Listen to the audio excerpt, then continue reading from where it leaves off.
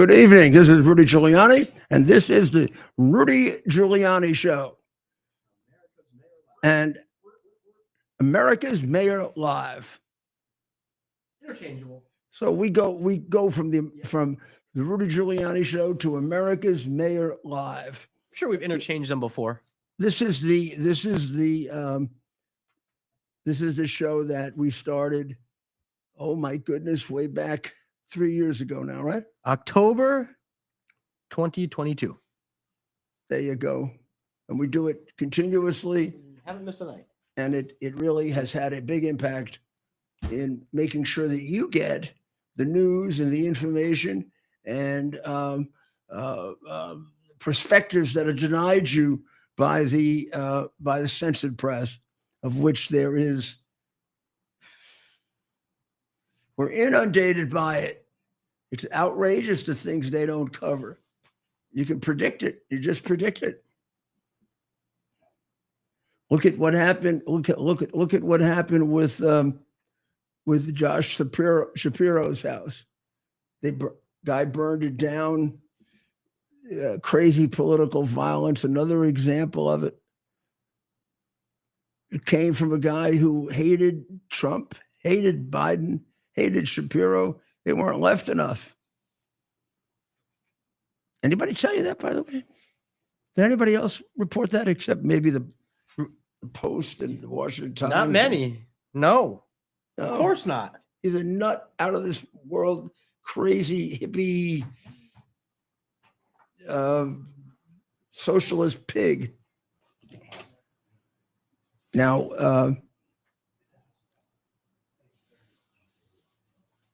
I mean, let's face it, useless guy, terrible guy.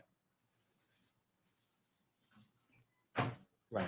But I mean, you're going to set people off when they get treated, when they get treated carefully like that, or they're taken seriously like that. These are not you, but people that have something in that head that we, I guess, haven't been able to discover in advance yet. Well, we do something about it, right? People who have done it to other presidents or people like that. Something sets off their head. And the violence that we allow in the society today, the violence that we preach about, the violence that we store gets recovered in moments like this. And this was just pure luck that they got to that one portion of the house. Somebody found it, and they were able to get it. They were able to get it out before Josh, his two kids, and his wife were injured or killed by it. But my goodness, that's no way for a governor to live.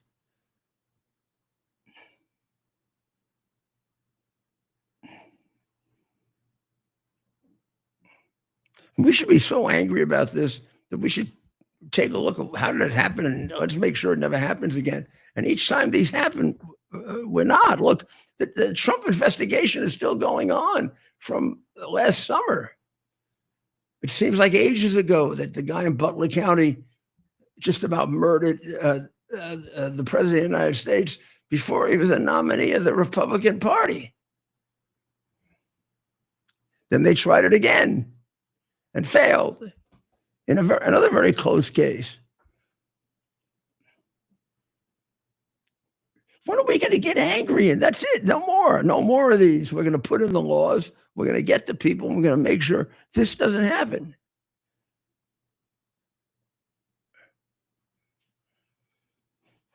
Well, that was just another indication. And I hope it's not leading to something, but it's sure not something that is a very, very positive development of this terrible record season. So Shapiro's people believe this guy is a nut, that he would not have killed Shapiro if he weren't a presidential candidate. Of course, he had the opportunity to kill Shapiro before. He lives right near there, and he didn't. And he shared a very, very strange post before burning the governor's manse, including pictures of himself pointing a gun at the camera and appearing to breathe fire, as well as a photo of an embroidered phone naming phone and also a Molotov cocktail, which he embroiders with the name Molotov on it.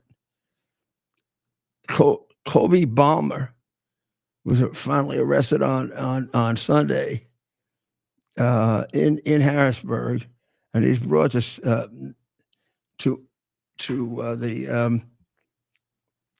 the main county right away, and he's being processed the right way. But the question is, how many of these people do we have, and how well under control are they? We saw the pain had the large numbers had dissipated with the election being over. But I don't know. There might be a big surplus out there that was held back by the good work that was done this time and keeping them away. But you can see they sure can get through, right?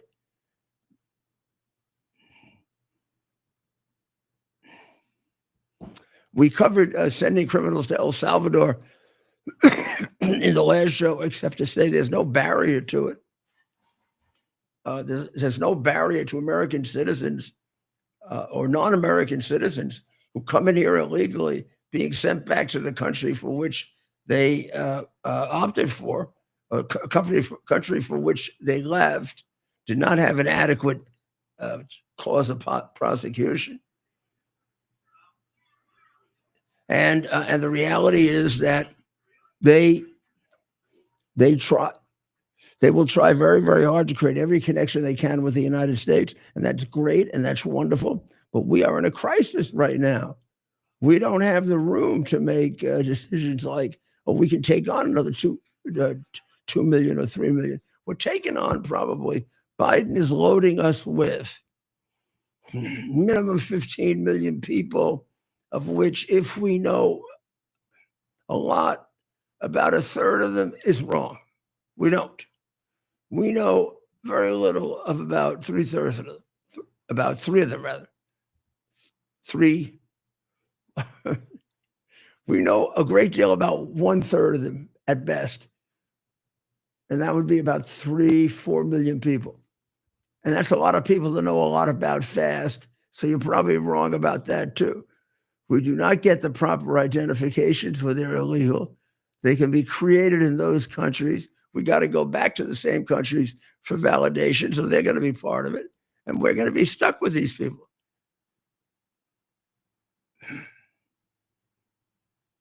We're going to do everything we can to get them out. I think we're going to get the number down.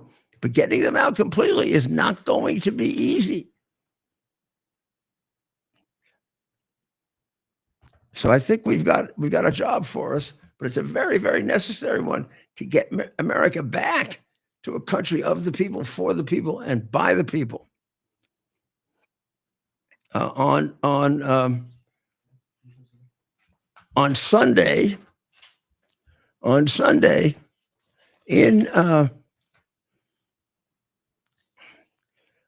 we sent down another 5 prisoners to El Salvador.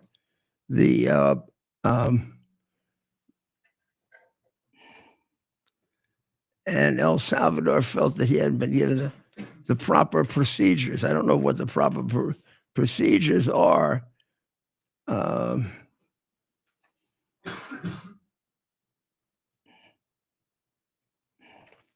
So we'll do the proper procedures. Like I could tell that that's a bureaucrat's complaint. That didn't come from the president of that fine country, because he's doing a lot to turn it into a fine country, into a country that you would be you'd be proud of it.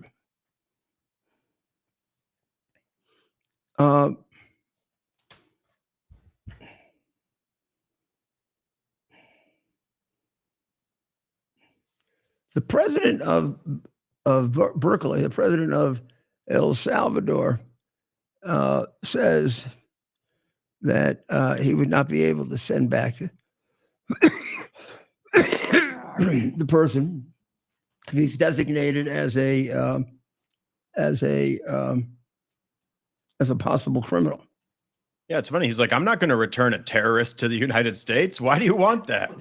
I hope you're not suggesting that I smuggle terrorists into the United States, vocally told reporters.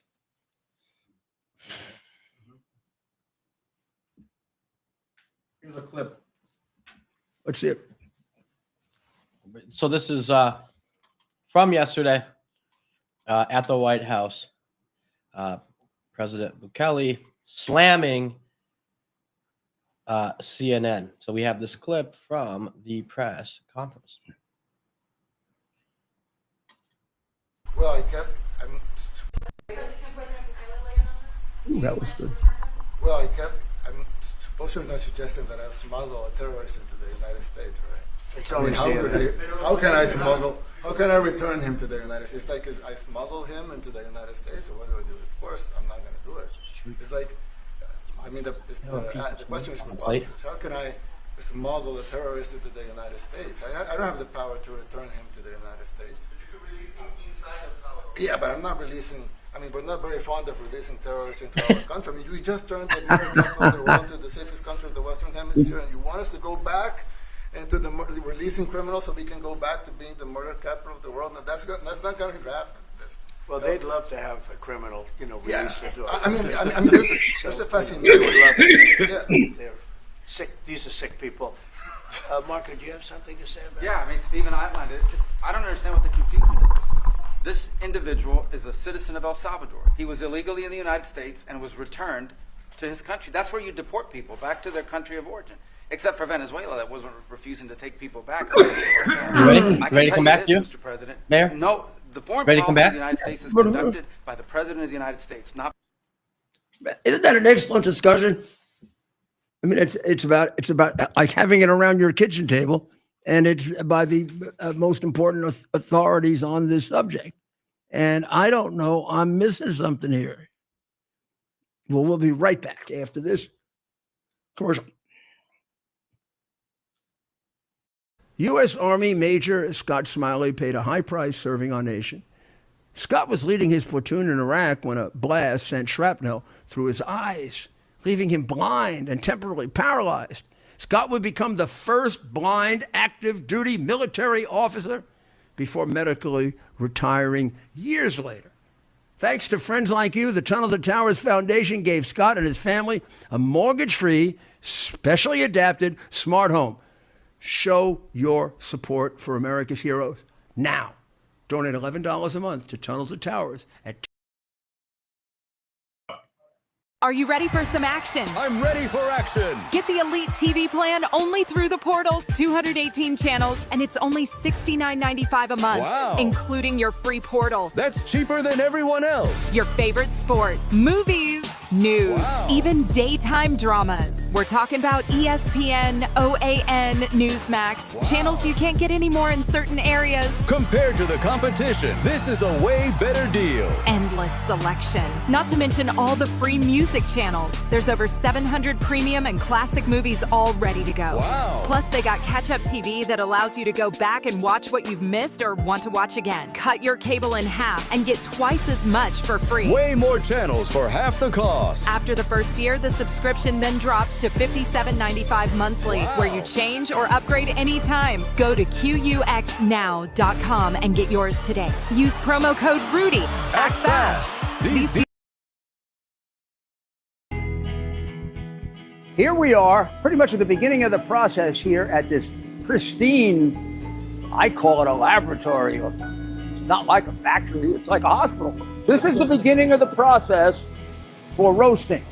Deep grain, very good quality. Most people don't use this quality.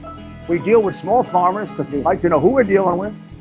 They give us the highest quality, all organic, non-GMO. You should know all Arabica beans, no Robusto, all Arabica. They're going to go into the roaster, and it'll get roasted for about 20 minutes or so.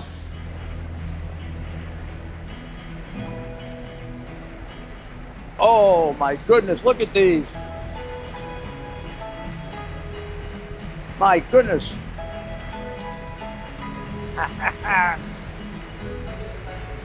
You're going to want to specially order these.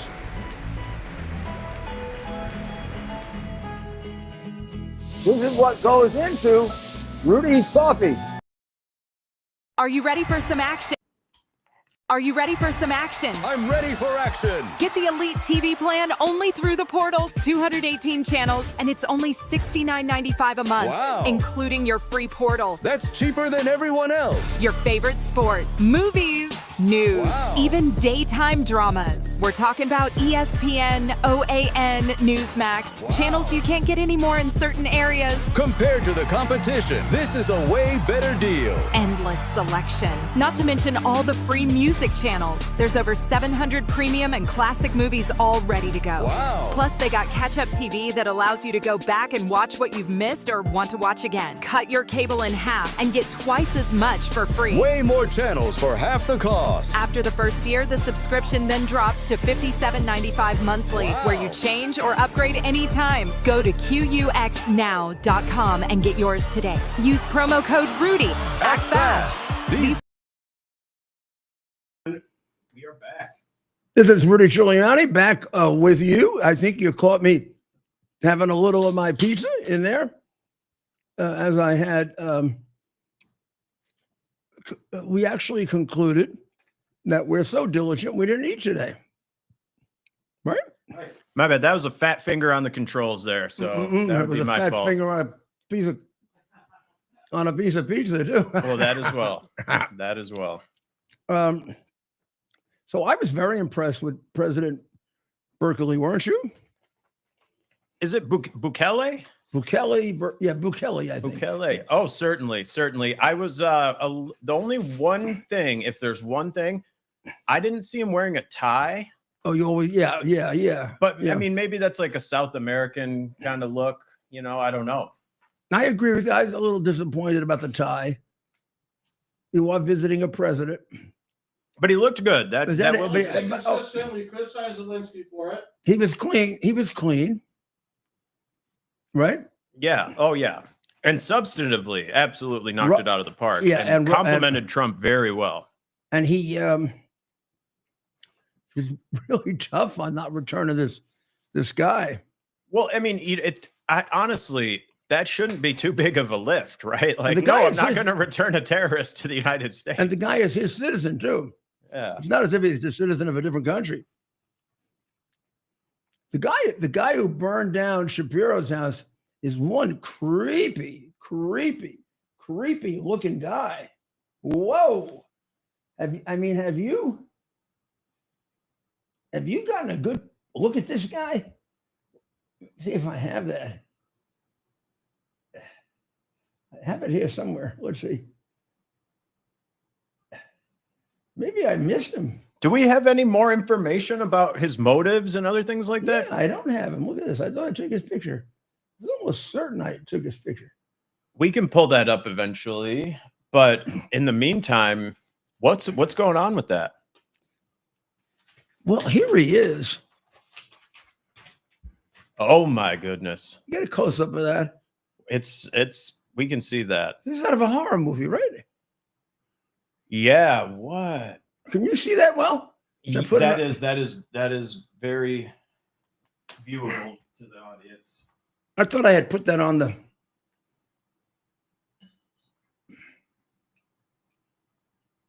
I mean, this guy, it would scare you walking around. He was after Trump and Biden. He's to the left.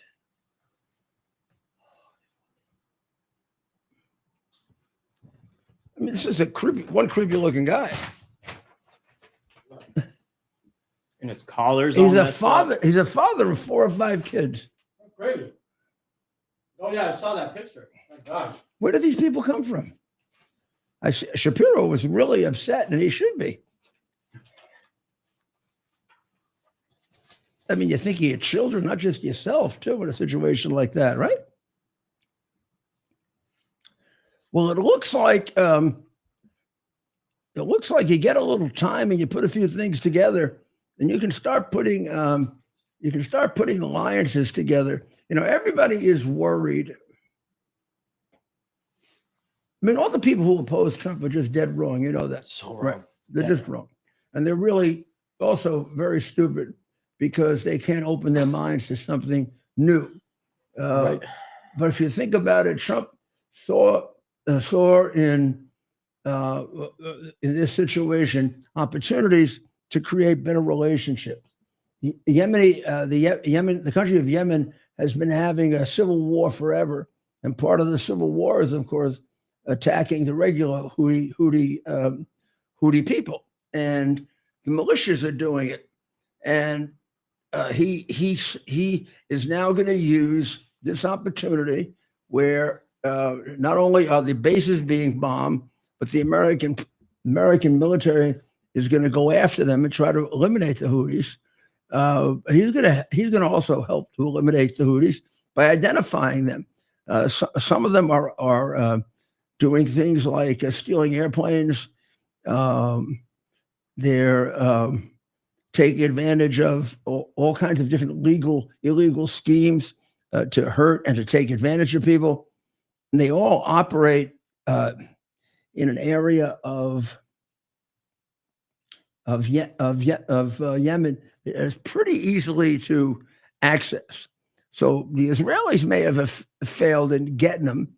The Americans may have failed in stopping them completely, but they've worn down their resources. So here's a real chance to get rid of those resources just entirely, and that would be again a great right arm, left arm, or in between arm of the Islamic regime of terror, the reign of terror, and it could be done. It could be done within the course of these situations, and it's also eternally helpful to Israel because they're at sea terrorists. But of course, Israel has to use that sea. That's one of its most powerful areas, being able to get across Europe right directly, and also not just people, but it's goods and services, which any country that can keep up goods and services right now is to be credited. But number one, and it should be rewarded by being purchased. And given some of the other forms of transportation, surgery has turned out, buses have turned out to be the best surgery for people. So I would say this has some good news attached to it, and we should take advantage of it. And I think it was a good idea that the doctor described this way, that this will be more useful to the man should he recover. He may have said when he recovers. I hope he did. Israeli troops have taken over a third of Gaza now. And a third of Gaza they've taken over very critical. It's to split up Hamas and to make sure it can't operate ever again. So they have 3 forts up in northern Gaza. They've got a big fort in the center, and then they have one right above the little area that has proven to be the biggest problem for them, Rafah. The people in Rafah now that have pretty much been cleaned out don't want to be part of the terrorist group, but the terrorists do still hide in parts of the Rafah tunnels where occasionally they've been cleaned out by both Egyptians and by American forces or by Israeli forces. And I think that is now going to be sectioned off. Israel is going to attempt let's see if we can show it to you the best way possible of showing it to you. It's going to try a 3-part. Let's see if we can get it figured out here. It's going to try a 3-part separation.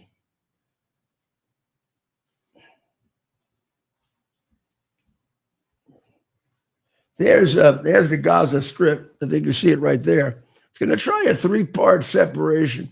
What they're going to do is they're going to create big barriers up there in the Metphalim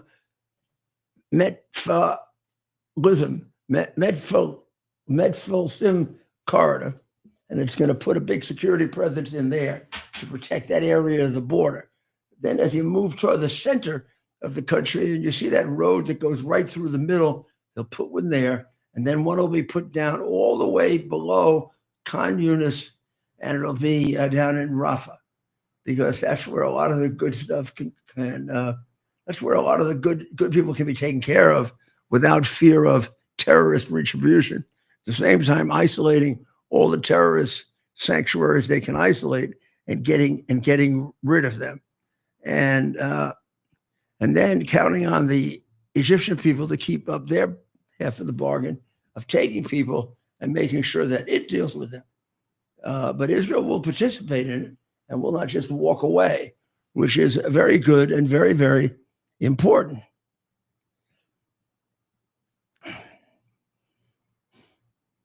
So I don't know if it'll work. I mean, the last of the groups isn't back yet. Maybe they're not going to agree with it.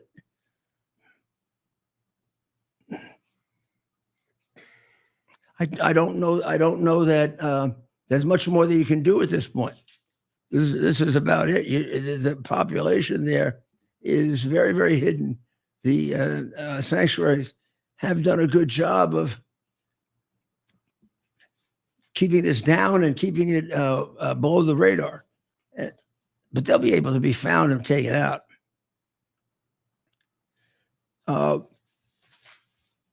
DOGE is striking again. They're going to cut out funding for the public broadcasting network. Oh, I don't hear any. Oh, I didn't hear any crying or any cheering. Neither. It's really meaningless because they're awful. I mean, they have political opinions that are pathetic, and then they are paid to make fun of those people, and paid even more if they do a better job of making fun of people. So on our side, so they have been operating as a left-wing sort of operation for quite some time, and I think it's about time it be cracked down on. So public radio, all of the DEI situations that are similar to that, all of them will be available to you, except the United States of America will not be paying for your interest in listening to one-sided political propaganda. Yes, I think was it the Muffets Gaza or was it Sesame Street Gaza? That was one of the other things they were funding, I remember. I don't know if this is wrapped up into that, but I think that would have been the public broadcasting system. Yeah. Now, exactly what was that? I mean, Someone was paid. You hear so many things, Ted, and you run past it, and you don't. You know, I meant to look into that. I never did. Right. Well, so of course, and we really want to know. Good morning, Adon. Have you read your poem for this morning? No, Mommy, I haven't. Oh, I'd like to read it to you. Jews are ugly. They do not like little boys. Jews like to hit little boys. And then when little boys cry, Jews like to pinch them hard and make them cry some more. You have to say it more like when this. You get older, Edon, you can kill them any way you want, with a gun or a knife or a sword or poison. Any of these things are okay. Death to Israel. Oh, here's another one, though, you have to say at the same time. Oh, death to America. It's more like death to America, Kermit. Big Bird. Instead of Sesame Street. Mommy, when do I go? When do I go to the same lessons that Muhammad goes to, where they show him how to kill those Jewish people and those American people? Oh, you got to be 4 before you go to those. When you're a big kid. That's right. Instead of Sesame Street, it is Jihad Street. Is that right? Yeah, jihad. Yeah. Oh my gosh, this is crazy. So we're gonna play some clips. This is from, and I don't know Arabic, so I can't actually read what they're saying here, but you'll get السلام عليكم يا يا جماعة أهلا وسهلا فيكم خلينا نقللكم على الحروف الأبجدية يلا خلينا نبدأ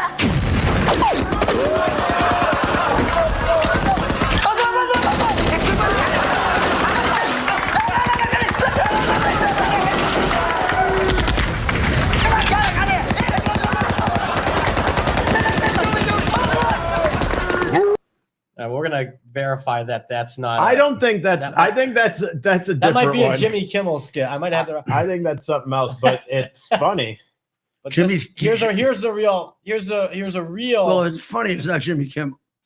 Yeah, that's a good point. If we laugh, it's not Jimmy Kimmel. Here's InfoWars with a short little breakdown for us. Jimmy Kimmel would be The footage. celebrating. Let's go now to clip number 18. Here is what your tax dollars paid for. Was it worth it? Let's watch.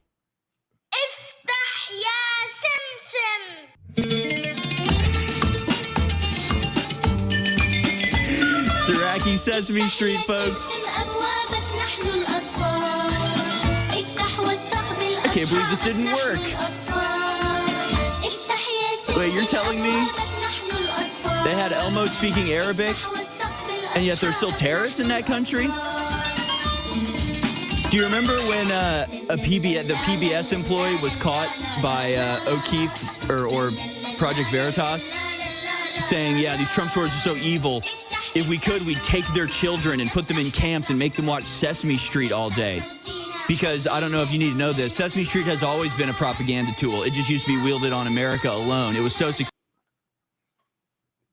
Where was that from?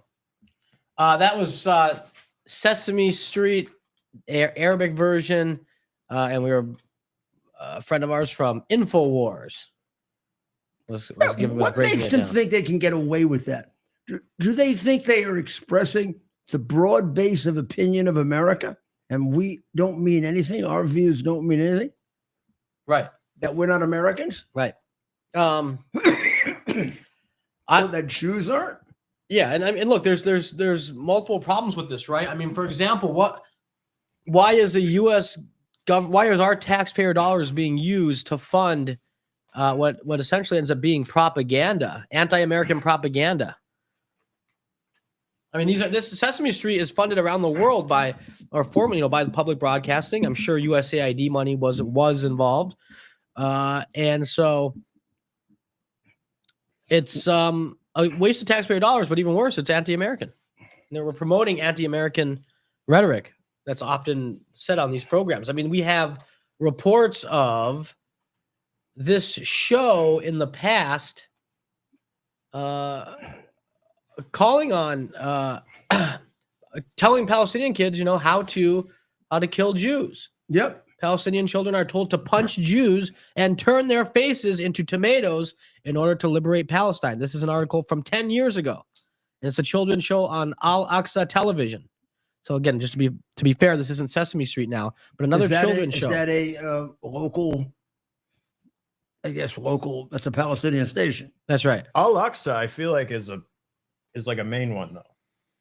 I think. Yeah. Does that go into Jewish homes? Well, I bet it does. You would. Yes. I bet they get the channel. Long as it's, I bet they don't watch it. Cut right. As long as it's the signal's broadcasted out. If you have an antenna, you are receiving that same. I don't know. Propaganda, a lot of Mayor. Palestinians don't even have electricity half the time, though. So I'm not sure how they're. And they could have electricity, but their government, Hamas, takes all of the money that's meant to help they could these have people. They could have a 7-star resort on the Mediterranean Sea. So instead, they have a bunch of terror tunnels, weapons, and material to kidnap and kill Jews. And it's hot there, and what a shame! What a shame! It is shameful, Mayor. That's right. It's been going on for years and years and years, and no one pays attention to it. And then people worry and wonder, why does Israel say, well, we can't live with these people? You can't make them neighbors if they are dedicated to killing us from day one. It just isn't right. We'll take a short break, and we'll be right back.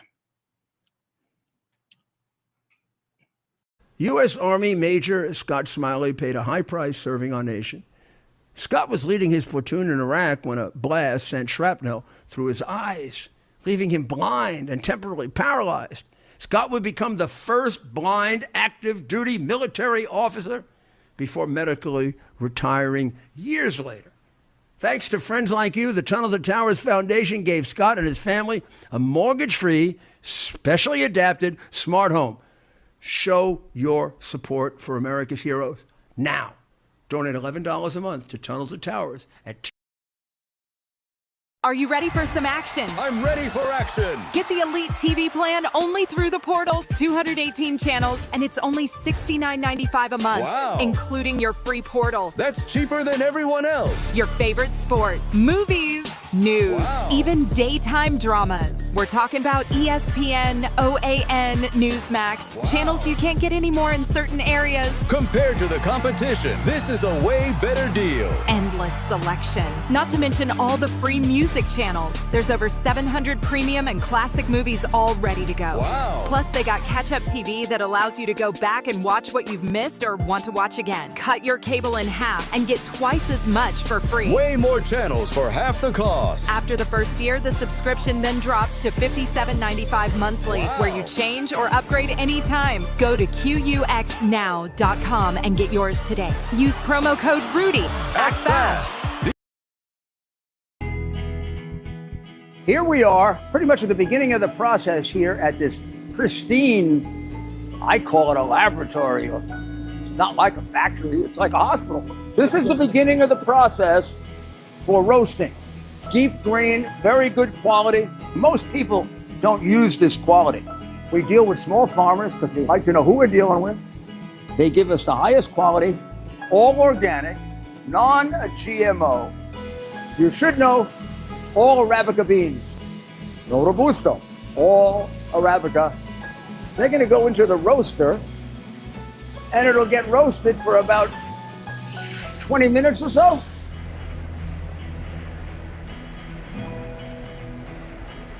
Oh my goodness, look at these. My goodness.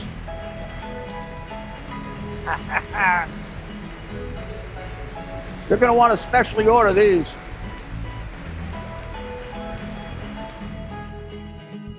This is what goes into Rudy's coffee. Well, there we were, making coffee. Best coffee ever. I just have this note. You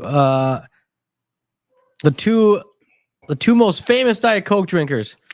I'm sitting next to one of them. It's true. And we knock them down fast.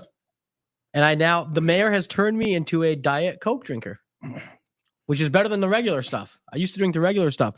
Then the mayor, he always had Diet Cokes around, so I started drinking Diet Coke. The president looks at him and likes him now.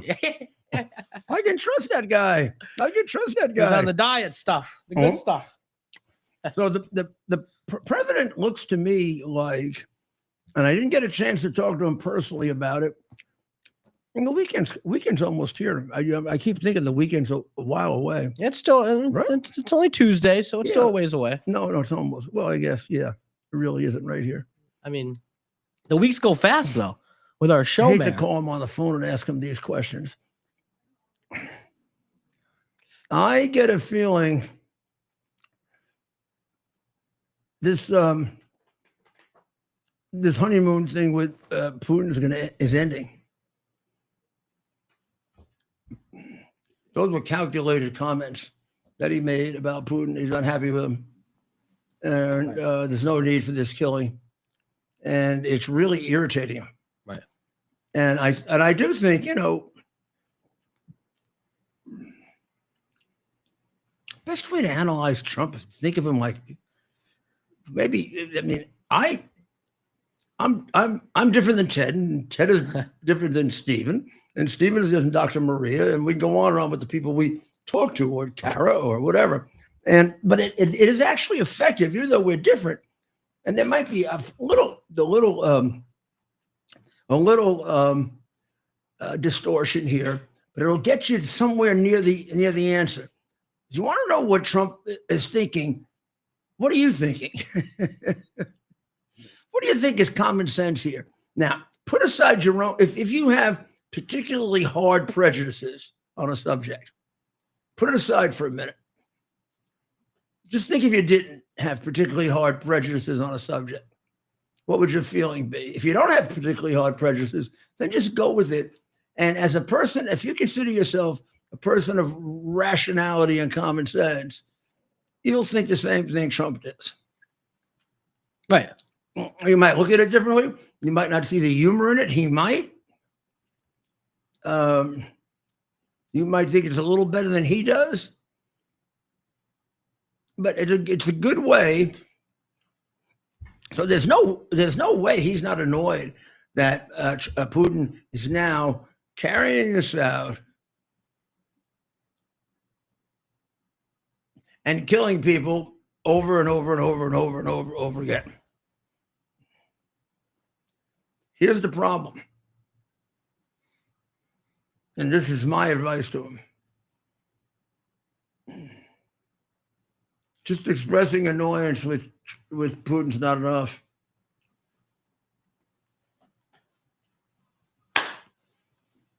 You got to hit him with something. You got to hit him with something that hurts. He's going to have to say to himself, I'm jeopardizing a relationship here where I expect to accomplish a lot. He does. And he knows he's got to give to accomplish a lot. He knows he's not going to get it for nothing. But he may be he's walking a little bit on with a free ticket right now. Well, it's time now that Trump start getting that ticket to react, start punching it. So what do you think the first reaction Trump should be to getting Putin on board? He's been fairly soft with him. He's doing these attacks now, and in a way, they're in Trump's face. How should Trump react to them? Give Ukraine, maybe up the military, the direct military. Give Ukraine more tanks. Come on. Or frontline equipment, not money. So I'd want not money, just tanks. Come on, Ted. I'd want to look at where we're at right now. But I'm spent saying a whole campaign railing. I know, but sending money to Ukraine. But let's make a deal. Let's get some of the. That's rare what we've been earth trying minerals. to do. Every time the president or one of his people, we've been talking with Russia. I would say the last 3 or 4 times, Mayor, correct me if I'm wrong. Putin has immediately followed with a major attack. Every time Ukraine. what? Every time President Trump or one of his top people, there's been word of a conversation between us and Russia in the last few months since President Trump's been back in office. Putin has immediately responded with an attack into Ukraine, oftentimes, a stronger attack than what's happening around that time period. And it almost feels like Putin is attempting to, not saying he's doing it, but he's attempting to play President Trump. And we know President Trump isn't a man to be played. Yes, but and he needs. Am I wrong there? No. I think you're right, and I think here's what we have to analyze. And I haven't personally thought about this enough. If we look at the things that he has reacted to, there really, I think you tell me, there are 2 things really you can do to have him react. One, you can hit him with sanctions, which he doesn't like. We've already hit them very hard. Oh no, we haven't. Russia? We got so much to go. Took them off the map financially. No. They got plenty of ways to make money, and oil is okay right now. And if oil is okay, they're okay. There's President Trump, room. I think the most powerful thing he could do is focus on ways to increase oil supply and bring those oil prices down a little bit. And that would be a big hit, and that would be a big boom for our economy. But don't forget, too, Zelensky was in the Oval Office. They were ready to deal. President Trump was ready to make a deal on rare earths, which would be great right now. But Zelensky basically gave us the middle finger. So I don't know why you want to give him it seems like because his credibility, today I thought he had a perfect example. He said they're all responsible for the war. And he had it in the right order. Putin 1, Biden 2, Zelensky 3. So, yeah, how do you say Zelensky's responsible? Zelensky isn't responsible probably for starting the war.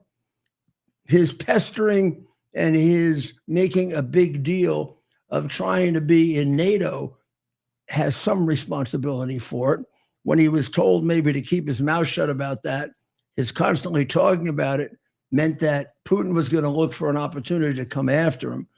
But I think it's been his action since the war started, where he's been doing everything he can to keep it up, because I just feel he wants to get as much money as possible. They both do. Putin, I mean, and it's not like, yeah, Russia isn't making money the same way Ukraine is off the war, but their economy is now this war is part of their economy now. Their economy is sucking. Oh yeah. And that's one of the ways you can really hurt him, to make his economy suck even more. And he has to feel pain of some kind. Yeah. He's got to feel something that says, well, you'd think the deaths of the young men fighting would be something. I would think. I came to the conclusion when George Bush saw something in his eyes that showed like love of God. I saw something in his eyes that you see more often in the eyes of KGB agents who, as young men, kill lots of people, which is, I saw a stone cold killer. I don't think you're going to affect Vladimir Putin on issues like that. And that's a Russian mindset too. He has a sense of humor about it, and he'll think you're just a silly child. Tell a joke about how many they lost in World War II. As you said, I mean, Mr. Witkoff he's a good friend of the president. He's very respectful to you, Mayor. So this isn't criticism, but I don't know that, how much experience does he have in this space, right? No. When he's going up against Vladimir Putin, as you said. I just don't know how effective Steve would be against Putin or as against some of the Iranians. That's going to have to prove itself out. But right now, there isn't a strong enough message being delivered to Putin that he's losing a great advantage he would have had if he had stopped it. Yeah. In terms of a negotiating strategy with Trump, and at least what we can do, even if he isn't ready to make concessions yet, we can stop killing people, because that is getting to be bloodthirsty and sick. There's no reason to kill people anymore. Enough people have died for both parties to have made their position quite clear. Now they got to negotiate. How do we go from here and not kill any more people? And that's what the president wants. And for his legacy, I want to see that happen. So I think, just like on Iran, some tough action is necessary. But on Iran, it's easier to figure it out. It's easier to figure out what to do. He's gotten it down to two good options, and I think he's going to take the one that is dictated by Iran's answer. That's right. And, we know that, Putin wants to continue to move into areas, including the Sumy, Kharkiv, a place that you're very familiar with. And we do have, we are seeing up close video evidence, right, of civilians, of people being attacked that are not all military forces. Have a little of that? We do, and we're uploading it now. I do want to warn folks, this is quite graphic, and this is from what? It's quite graphic, so I've been kind of going back and forth on whether we want to show it. I am getting it up here. We have to remember too, we're a country in debt, and we've sent more money than people can even comprehend most of the time to these people for their war. A lot of it was stolen. Most of it was stolen, and people are dying. Mm-hmm. I don't think that one way or another, I think it's whoever can make the best deal. I think we need to get to a deal. I'd like to get some rare earths out of this thing, because we're suffering. We have people here that are suffering, and we could use that money here at home. There's no question about that. But the sooner we get that over, the faster we're going to be able to do that. Oh yeah, rip the Band-Aid off. Honestly, I could flip a darn coin. Like, let's just solve this thing, right? Like, I was wishing they were going to do it. What is it more? Where's the Sumy area that they're referring Up to? towards North of Kharkiv. Okay, so there are now new concerns, Mayor, that Russia is starting to line up their forces along that border up on the north, and that there may be another summer offensive, and that's when they say they're going to make a play for Kharkiv, Sumy, and come from up there down. Well, we're going to try to bring this up here. We got some video. I don't know how much that would mean in the big scheme of things. To me, Yeah, it seems like Kharkiv would mean a lot. I might go to war. Yeah, we might be over there. I may have to command a legion against Putin. I'm on board. Zelensky wanted, or he said it's going to be a long, long war. So come on over. And honestly, as an American taxpayer, I'm not thrilled with sending more and more money. Like, I don't want this to be a 20, 30-year boondoggle where we just dump money in it for people who both seemingly are the same culture almost to have different lines on the map. I think that's generally where most Americans are. And that's what helped propel us to victory in November, was not being all about Ukraine, not having a Ukrainian flag on our Twitter profile. Right. Like these losers. That was ridiculous. People that don't even know where Ukraine is on a map. They won't have an American flag. They'll have a Ukrainian Yeah, they don't flag. know a damn thing about Ukraine. Downtown DC was worse. Downtown DC, they'll fly them on their home without an American flag. No, I as a humanitarian matter, it can't be exaggerated enough. But in terms of a geopolitical matter, it has been exaggerated quite a bit. Right. That's right. So we're still loading. And the black and white of it yesterday has been colored a little too much. Yeah. In that, China, the president has it just right. Putin is the worst. Shocking. Putin is the big actor, the bad, he wants the country. He wants to take the country. Right. He's got to get over it. Russian Empire ended. He's not going to have a Russian Empire. We're sympathetic with him that he lost it, but we want Canada too, and they don't seem to want to come. Right. Right. Hey, to be determined on that. I love it. And Steven's got a lot of. I'd empathize more with them with Panama. Yeah. No, I think we makes need. sense. I think we need. We'd probably raise the standard of living down there considerably. I think we need. Involvement. I think we need Panama more. Right. So Too in bad Sumy, the late great John McCain is not with us, who was born in the Panama Canal Zone. Russia attacks. I was kidding. Sumy. So I don't know the best answer, but I think there are one of two, and one is to give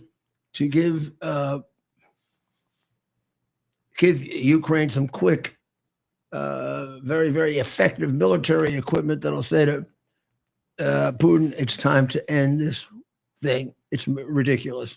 Oh, nice. Also, it wouldn't be a bad way to protect our people that are there too. Right. We got some troops all around the place helping. We don't say it, but it wouldn't be a bad idea to protect them. That's right, Mayor. Protect our troops? Yeah. I mean, let's protect our troops. We have a lot of, That's a good idea. We have a lot of people that we have those sophisticated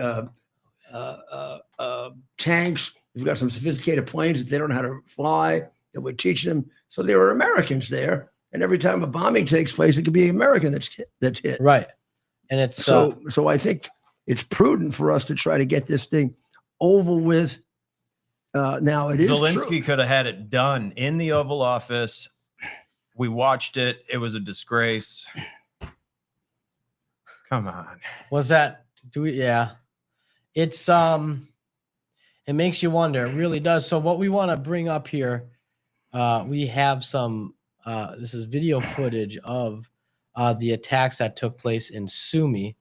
We apologize for the delay. See how here. interested they are. I told you from the beginning this was all about Kharkiv, didn't I? Right. Look how and they can't get. Look where Kharkiv. Let's bring up the map here. Yeah, see look at Kharkiv. Can you point to Kharkiv, Mayor, on the map? If I had my. Oh, you don't have your thing. Okay. So if you look there, upper right, you see Kharkiv. Sumy just north of there. And there it is. With Steven's hand there. That's Kharkiv. Mayor is right. If you've been watching the show from the beginning. Get a marker. I got you.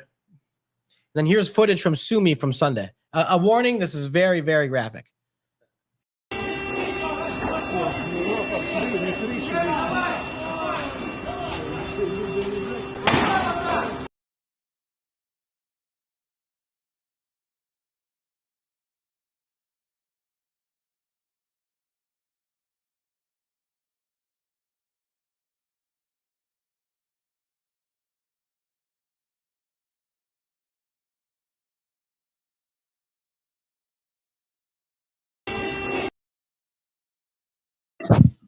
There it is. Welcome to Professor Giuliani's 8th grade geography class. You have to have split screen somehow. Children, sit down, watch. This is when I say my city, I have very deep affection for the city of Kharkiv right here. Now you'll see it's way far away from Kiev. It's right, here's Belgorod, that's Russia, and there's Kursk, that's Russia. Now, Kursk was taken by the Ukrainians a year and a half ago. They came in, they took it, and they held it. They held it against two attempts by the Russians and the North Koreans combined to take it back that failed. And then the very last attempt, and here's where Stephen, I think, is expressing the correct form of anger at this. While Zelensky took us into overtime, Trump said, "Okay, there's a little more time to play hockey. Let me try Kursk again." Yeah. And I really do think, not that Putin would ever tell me the truth, I think it was just a gamble. I think it was let me see. Because if he could take Kursk away from him, he could take the one thing he had in his pocket to trade with. And he went after it, and he got most of it. In fact, he could have had almost all of it. And then in the very last minute, they were able to, the Ukrainians were able to hold back and keep a portion around here, which sort of protects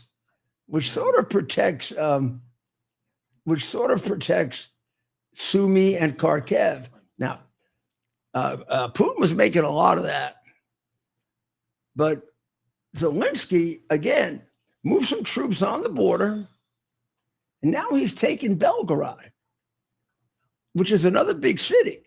So it isn't as if the Ukrainians are just sitting there as sitting ducks.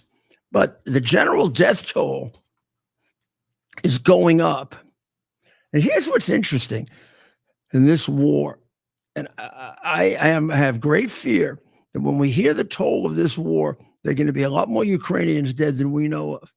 Because the death toll for the Russians is off the charts. Over last weekend,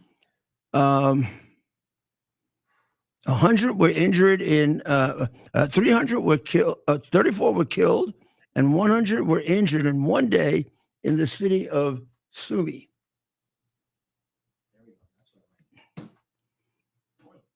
That's a lot.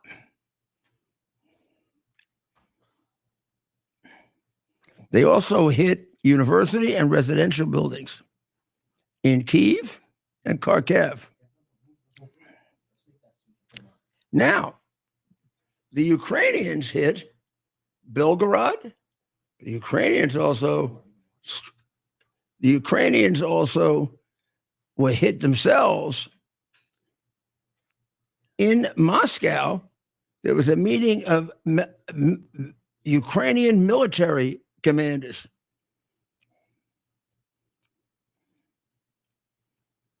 Now, why they were in Moscow, I have no idea.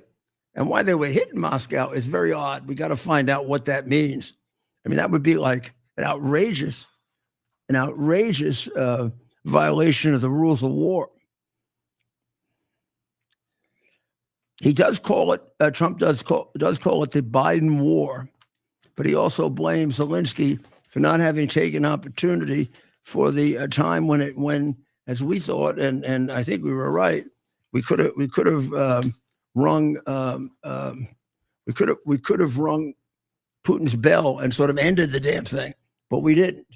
So now, as they fight it out at the end, this, I think, whenever you think something in a war, something changes, because they know more about the internals here than I do. I don't know if there are vulnerable places in here. There are important places in here. Kherson is important. Mariupol is important. This is important because of the minerals. So this is important territory here. So you could see action taking place there. I don't think you're going to see action taking place in remote parts of Russia and Ukraine, because it won't do them any good. In the long run, those will just be given up. People will be dead. But this is where you want to frighten the people, where you're going to get more of a reaction.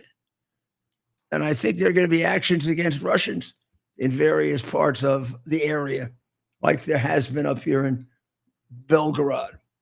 And all it means is, for no purpose other than you could achieve right now, you'll get another 100 people killed, 1,000 people killed, 2,000, 3,000. And if human life doesn't mean anything to you, like Putin, fine. But if human life means something to you, like it does to Trump, this is a very, very difficult situation. And particularly for the Ukraine that's lost so many people, that the death toll is now up and will continue to be up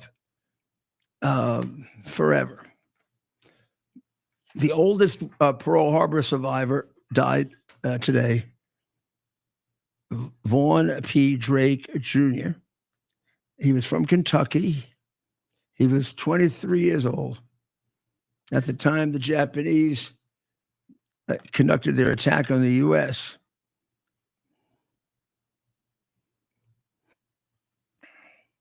And he served both he served both in Pearl Harbor, and he served in the Battle of Mariana Islands and the Battle of Saipan. So he was very, very, very distinguished soldier and lived a great life. Certainly a great life. He looked like a very happy man, and he died. Well, he was 23 years old when he went in, and he died at the age of 106. If you want to take a close-up picture of him, you can look at his happy face.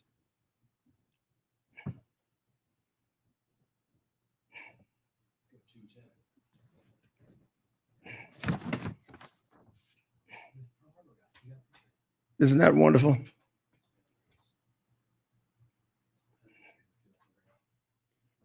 And they still remembered him there. And God bless him.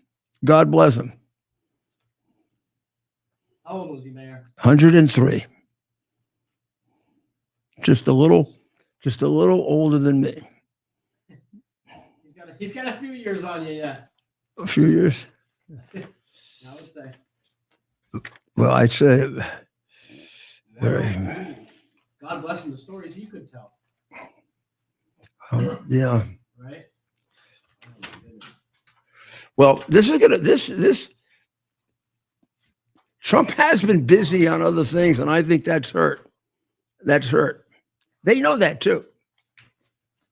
I mean, both Here's Vaughn. Sorry, I was late on the picture. both Zelensky and there he is. Isn't he a fine looking man? Don't you just love it? Doesn't he look like he fought in World War II? I'm just thinking every country song right now is about. Yeah. Yeah. But what a life. God Grandpa bless him. was in World War II. God bless Fought him. against Those are the greatest generation. Japanese. That's the greatest generation right there. God bless you, Vaughn. Now, let's get back to the worst generation. Harvard defies Trump's orders to do anything about anti-Semitism. So Harvard is now making a real try to win the Rudy Ted poll for the university in America that hate Jews the most. It had come down to Harvard and Columbia and Colombia had definitely won, but Colombia settled its problems and at least caved in and said it will sin no more. Here's Harvard. Here's the mayor of Harvard's. There you go. All right. Here we are in arguably the #1 center for.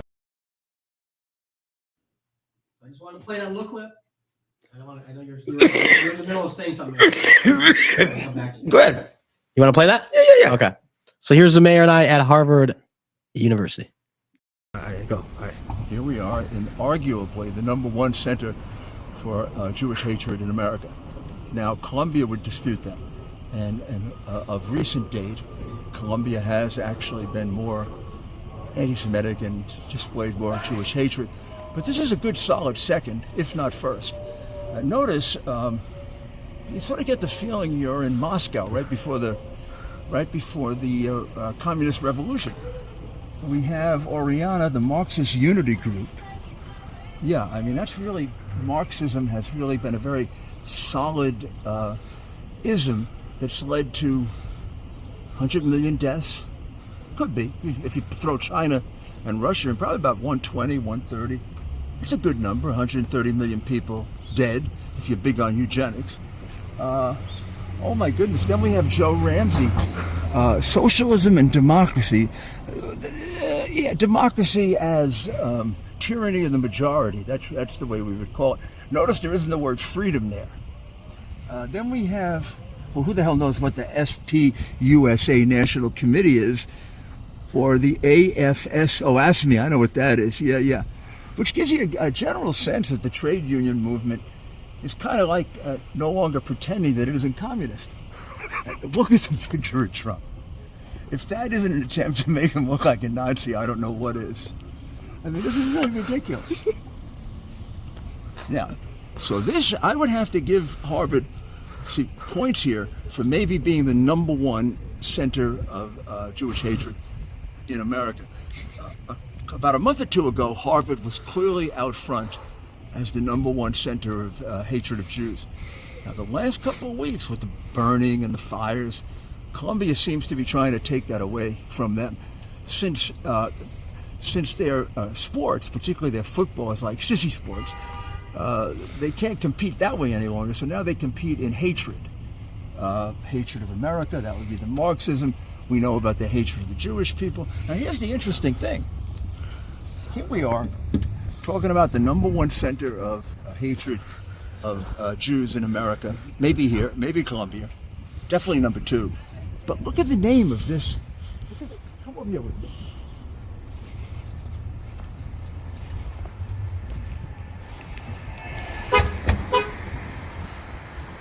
How long do you think this is going to last? What do you think? So you can see back in 1960, that was the short period that Harvard allowed Jews to come here. Because what they've done, which is really quite ingenious, they've revived their old policy of virulent anti-Semitism. Because a guy like Solomon couldn't have gotten in. Yeah, coming back, Mayor. We got to do an update. You know, I have to tell you, we did a lot of work on that study. We did. We're going to have to revive it. We will. We traveled. I have a feeling, you know, until now, I thought Colombia had really put them in the dust, and they were the biggest Jew haters in the world. But now Harvard's making a real comeback here with not wanting. At least Colombia wants to cooperate and pretend. Harvard says we don't give a shit. We just hate Jews. Right. Screw you. We're in Boston. Boston was allowed to hate blacks forever, remember? Right. So if they were allowed to hate blacks, we could hate Jews. Right. That's what kills me. A lot of their students are Jewish students. What do the Jewish students think? Right. We you know what? We did interview some, and I'll get those ready for tomorrow night. Maybe we'll spend a couple days here. Yeah, here's what you're gonna get. What school? Oh, what school we at? Sad. You did have a few folks at Harvard. I'll see if I have the video. A few kids did come up to us and they did like you, and they were remember. You remember that? Right. They were Mary, what school we at? Oh, we had Harvard or Columbia. No, Mary, this is Harvard. I don't know. I'm on drugs. I don't know. I mean, I think there's a distinction between they don't like Jews and they hate him. I'm not sure they hate him, but they sure don't like them. I mean, I'm Jewish. The guy, she said, I don't know if I like Jews. Well, is that possible because of what you were taught at Harvard? Yes. Before you came to Harvard, Amy, did you like Jews? Yes. I like Jews a lot before that. Last 2 years, how have you come to feel about Jews? Well, I don't like them. I don't like them. You know why? Hey, Jacqueline, why don't I like Jews anymore? And I said, oh, don't be silly. You still like Jews. She said, no, I don't think so. Right. This is the kind of questions and answers you get. These are the questions and answers you get from these people, right? Oh, we have to. What's that, Ted? That's you. That's us. Oh man, that's the conspiracy corner. We should put a big sign back there, conspiracy corner. What? Why is it? It's the facts corner. This is the facts. This is the fact station. Yeah, look at that. So your background timed out. You could do a whole podcast from there. Oh yeah, Stephen, give us less headroom. What are you doing? Look, I know we always make sure the mayor looks good. But we can't even take care of ourselves. What do you need? A little more room? Way more headroom. Where's the camera? Which camera is it? You can't even see it. We got so many cameras. I wish we could show people the set. It's growing. How are we fitting them all into the Zoom roadcaster? Through our 810 Mini. 810 Mini. But how many? 4. Okay, you have one on me. One on you, straight you ahead. Got one on the one on the board. One on the board. Okay, and then one on you and the board. Okay. Go to that. Yeah, back. Zoom out. Is zoom that one me? out. Is that me? That's supposed to be you and the board, but for some reason we don't have that set up. And then look what we got here. But where's the other remote? Here, I can go find it. Usually we can. Steven's gonna find it. Oh, you're seeing his shorts. No! Usually, that's usually hidden under the desk. Son of a but this remote's supposed to work for 2 of the cameras. Unfortunately, Steven, for some reason, we're using. This is the other one. Go 2. All right, so let's go to 2. This is our second camera. We're bragging a little here, folks. So bear with us. And that one, what we had, Mayor, we had that aimed. Next time we're gonna have that board though facing towards. We have to angle the boards towards us. Look at what we can do with this. We wanted to do that. We haven't. We don't have it right yet. See how we can have you and your. So when you're, we call this the professor shot. Yes. So this is when you're playing professor. So when you hold up your stick, right? So in this shot we have you and the board. So you can point to the board. Class is in session. That's really what this is, folks, right? It really is a crash course. This is Ukraine. Right. And then there's it is no children. It's not a state. Yes. You're in a PhD program, I know. You weren't taught states yet? Oh, they don't teach states anymore. I didn't realize that. But we send it as much money or more than we send to our states. Yeah. How many think Ukraine is a state? Go to Columbia at Harvard and see.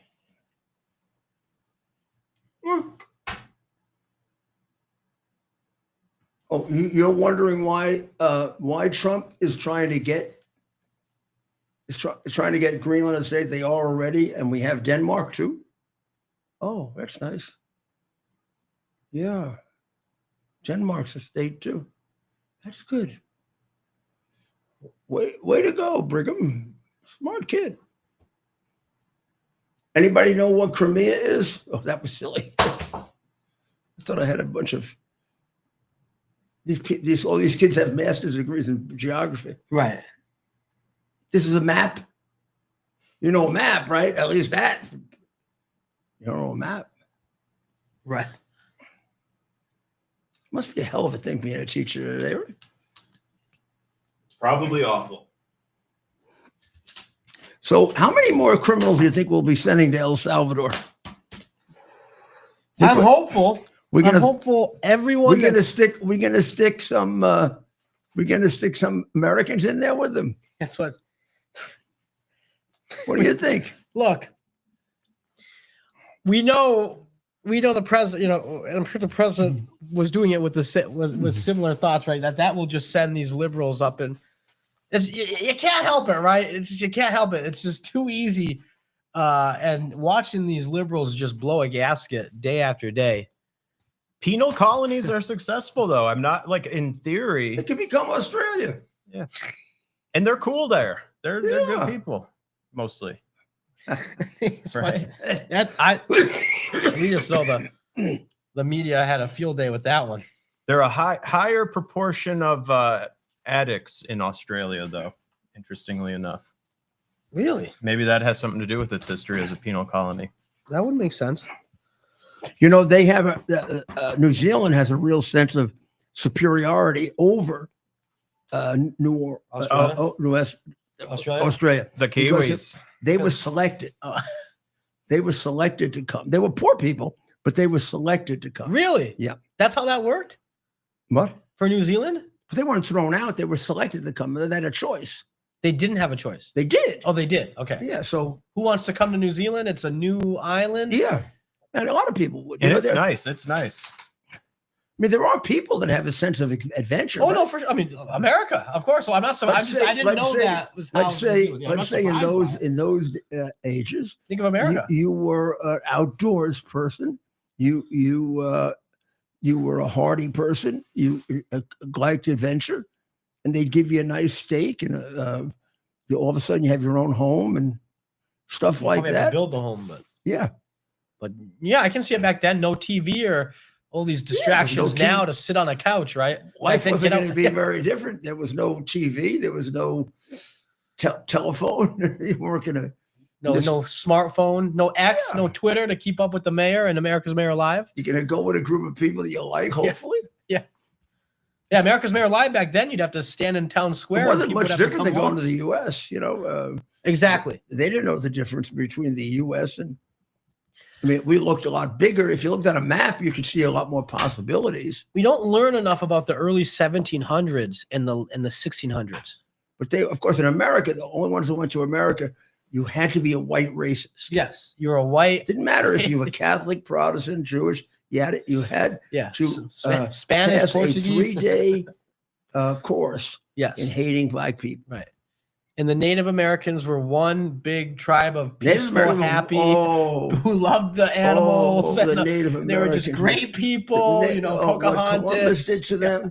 It was just the Native Americans were just mostly peaceful people. First of all, they had cures to every disease. Right. Yes. And very low drug prices. Right. And they had universal health care. Yes. Yeah, Pocahontas had made certain they had universal health care. Every single one of them got sick, went right to the hospital. And if they were very sick, they just killed them. And that, it was very quick treatment, though. Right. Or feathers. They would often use feathers in some way. Yeah. And if you were bleeding, they would make sure that it didn't bother you too much because they just bled you to death. Yeah. Or sing a song or something. That was good. And they always kept you away from, they tried very, very hard. Most of the tribes kept you away from the tribes that like to eat you. That's right. That's why we should do a land acknowledgement before every show. I was just thinking of that. And because of a sense of privacy, they never wanted to learn how to write. Right. They could have learned how to write. Oh, they could have had Shakespeare's, and they do it with beads or something. These are very, very. Yeah, but they just didn't want to write. They didn't think it was necessary. But oral storytelling, there is something special and human about it. I do love the oral. And of course, the natives, it was all one homogeneous tribe. They were all together. The oral is really terrific. It preserves a lot of wisdom. What? The oral tradition. You ever play telephone? Preserves a lot of very important things. Like there's a book about all the things it preserves. I'm trying to find it. It's very small. It's about this big. And then the contributions to culture. Oh, let's face it.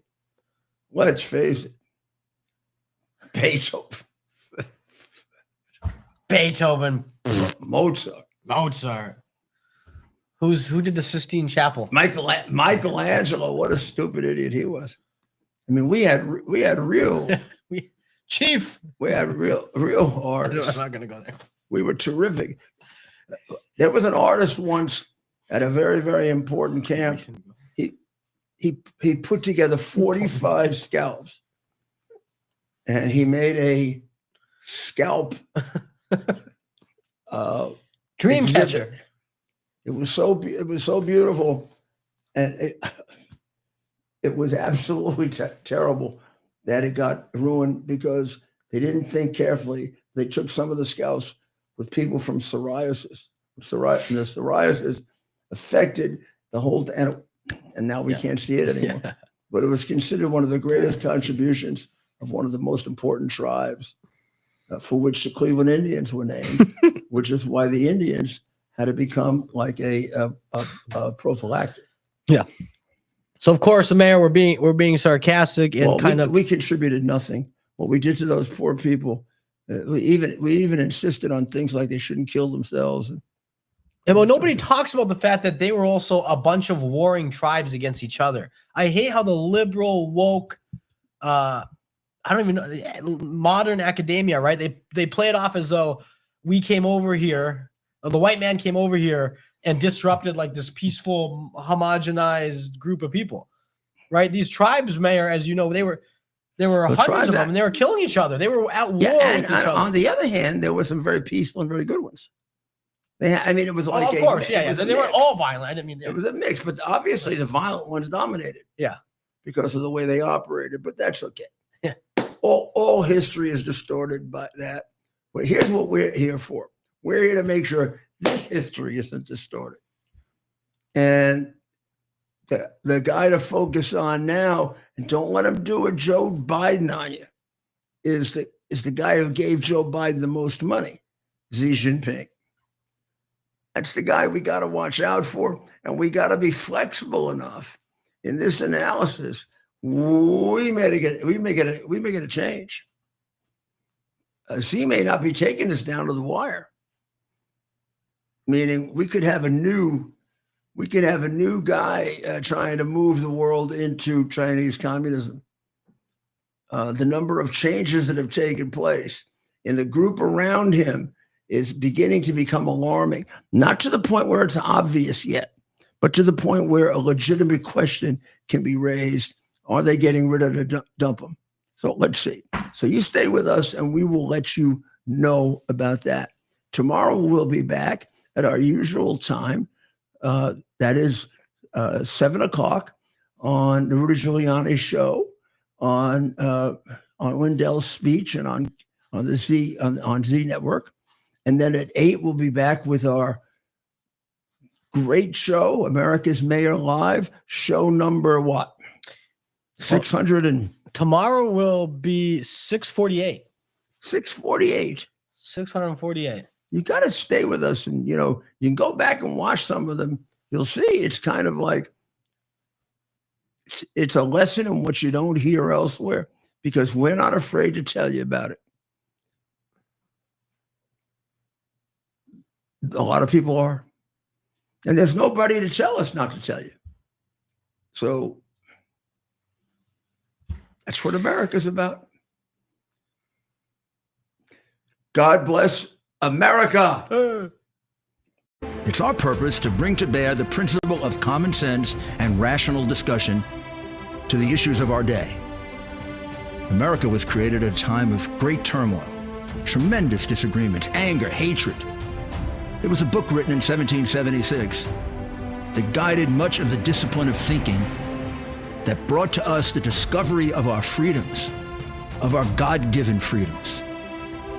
It was Thomas Paine's Common Sense, written in 1776, one of the first American bestsellers, in which Thomas Paine explained, by rational principles, the reason why these small colonies felt the necessity to separate from the Kingdom of Great Britain and the King of England.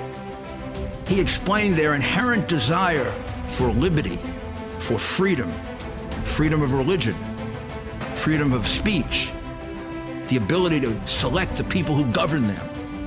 And he explained it in ways that were understandable to all the people, not just the elite. Because the desire for freedom is universal. The desire for freedom adheres in the human mind, and it is part of the human soul. This is exactly the time we should consult our history. Look at what we've done in the past and see if we can't use it to help us now. We understand that our founders created the greatest country in the history of the world, the greatest democracy, the freest country, a country that has taken more people out of poverty than any country ever. All of us are so fortunate to be Americans. But a great deal of the reason for America's constant ability to self-improve is because we're able to reason, we're able to talk, we're able to analyze